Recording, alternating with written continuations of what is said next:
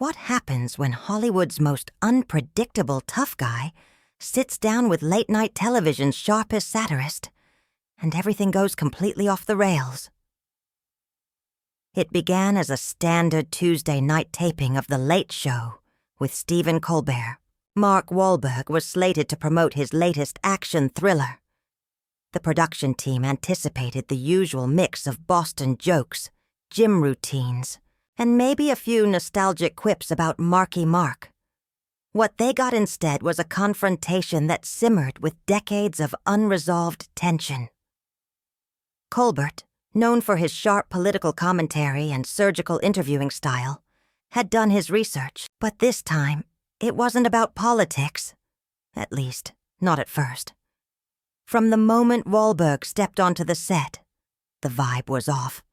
His trademark swagger felt less like confidence and more like aggression. When the two men shook hands, Wahlberg's grip lingered just a second too long. He stared Colbert down with a fixed intensity that made even the studio audience squirm. As they sat down, Colbert launched into his usual banter, but Wahlberg didn't bite. "You know what, Stephen? Let's skip the small talk. I've got some things I need to say." Colbert raised an eyebrow, part curiosity, part concern. This wasn't in the pre-show briefing. "Well, Mark," Colbert said, "you've certainly got my attention." Wahlberg leaned forward, his voice low and hard-edged. "I'm tired of people like you sitting behind these desks, mocking guys like me. Guys who came from nothing. You think it's all a joke, huh? The struggle, the neighborhoods, the fights we had to survive." The audience tensed. This wasn't banter. Wahlberg wasn't promoting anything. Colbert's usual smirk began to fade. "I think there's a misunderstanding," he said carefully. "I've never mocked your background. I've actually admired your story. From Dorchester to Hollywood. That's the American dream." But Wahlberg wasn't having it. "Oh, you mean the part where your writers get to take shots at the kid who messed up? The kid who had to climb his way out of a place. Most people never leave. That's the story you admire." Colbert sat back. The control room buzzed. Should they cut to commercial? The crew hesitated. Cameras kept rolling. "I want to understand what's really going on here," Colbert said, voice low, matching Wahlberg's. Intensity. "Because I think we're talking about two different things. Help me out. What is it exactly that's eating at you?" Wahlberg stared at him, jaw tight, fists clenched. For a moment, neither man spoke. The silence pressed against the walls of the studio. "I've said or done something that upset you?" Colbert asked, tone cautious. Wahlberg let out a humorless laugh, sharp and bitter. "Oh, you want specifics? Let's talk specifics." His eyes locked onto Colbert with a glare that cut through the studio lights. 3 weeks ago," Wahlberg said, voice tight. "You did that whole segment on Boston accents. Had your writers do those clownish impressions. Got your audience laughing at how we talk. You think that's harmless comedy, Stephen?" Colbert shifted in his seat, visibly uneasy. "Mark, that was a lighthearted bit about regional dialects," he replied. "We've done the same with Southern accents. New York, it's not about anyone in particular. Not targeting anyone?"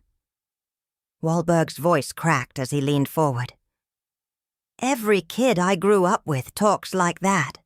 Every guy hauling bricks in Southie. Every woman working 2 jobs in Dorchester. You mock how we sound. You're mocking who? We are. You're telling that Ivy League audience of yours that we're the punchline. The crowd was still. The kind of still that doesn't come from silence, but from tension you can feel on your skin." Colbert's tone softened, but the steel was still there. "I understand that struck a nerve. But you're reading intent where there wasn't any. Comedy plays with stereotypes. It's not about tearing anyone down. Wahlberg slammed his hand on the desk. The sound echoed. Stereotypes. That's your word. You reduce entire communities to punchlines and call it satire. You think I don't know what it's like to walk into a room in this town and get dismissed before I even say a word? Because of how I talk? How I carry myself? Colbert blinked, caught off guard. His usual armor, poise, irony, charm, seemed to be slipping. Mark, I think you're mixing two different things. Regional comedy isn't systemic discrimination. Oh, really? Wahlberg shot back, accent thickening with every word. So when your crowd's laughing at people who sound like my mother, like my brothers, that's just innocent fun? When you do your impressions of blue-collar guys talking about politics, that's just clever parody? Colbert sat up straighter, his tone growing clipped. Those bits are about political discourse and the media, not about working people. If you can't separate that, maybe the problem isn't my comedy. Wahlberg's jaw clenched. He stood slowly, towering over Colbert. His voice dropped to a low growl. So now I'm the problem. The guy who calls out the fancy comedian for looking down on people like me. That's the issue now? Colbert didn't flinch, but his fingers curled slightly on the desk. What exactly do you think my problem is, Mark? You've been behind that desk so long, cracking jokes for people who already agree with you. You forgot what it's like to walk into a room and get sized up before you even open your mouth. You forgot what it's like to be told you don't belong just because of how you sound, where you're from. Colbert's jaw worked. His usual calm was thinning. That's quite a claim to make about someone you barely know. But let me ask you something. When exactly did you become the voice of working-class America? He didn't raise his voice. He didn't need to. Because last I checked, you're worth $300 million. The words hit like a slap. Wahlberg's face darkened. He didn't sit down. He took a step closer. You think money rewrites where I come from? You think a few zeros in a bank account mean I forget the kids who didn't get out? His voice was low but shaking. I carry those voices every day. The studio had gone from electric to uneasy. What had started as a typical late-night interview had spiraled into something raw and dangerously real. Mark Wahlberg stood over Stephen Colbert, the tension between them thick enough to slice with. A knife, Mark, Colbert said, voice calm but firm. I need you to sit down. This is getting out of hand. Wahlberg laughed, but there was no humor behind it, just bitterness. Out of hand? He echoed. You haven't seen out of hand yet, Stephen. Try growing up where I did, then get mocked by people like you for how we talk, how we live, and then tell me about out of hand. From the wings, the show's security coordinator moved closer, clearly concerned. Wahlberg noticed, turning on him with a snap. Don't even think about it, he barked. I'm not done talking to your boss. The audience, once lively and laughing, was now dead silent.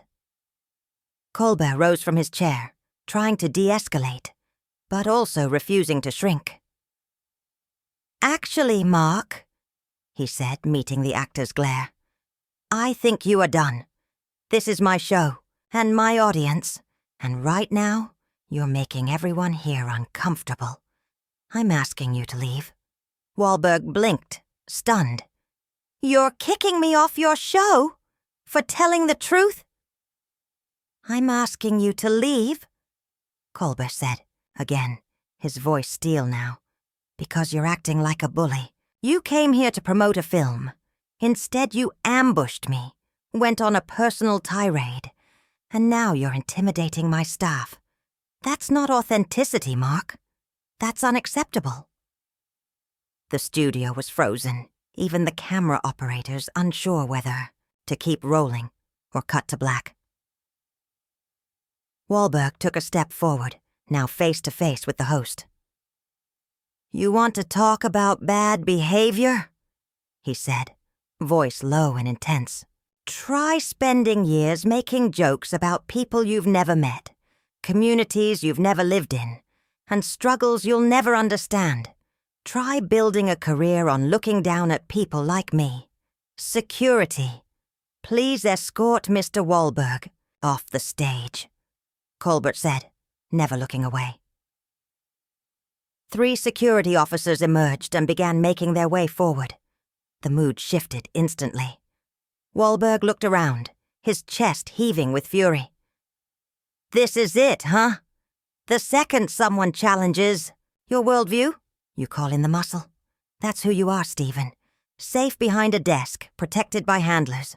You don't want honesty. You want control."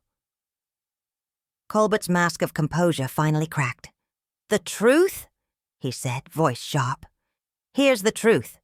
You're a middle-aged millionaire having a televised meltdown because you didn't like a segment about regional accents. You turned a lighthearted bit into a personal crusade because you can't separate your identity from your ego. That's not about me. That's on you." Wahlberg shook his head. "You think this is about me?"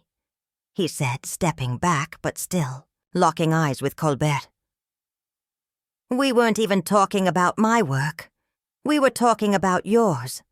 And the fact that you can't see the difference tells me everything I need to know." The security officers flanked him now, hands ready but not yet touching. "Mr. Wahlberg," one said calmly, "we need you to come with us." For a moment it looked like Wahlberg might resist. The tension in the air was suffocating. Then suddenly, Wahlberg laughed. Not the bitter, angry laugh from before, but something quieter, almost relieved.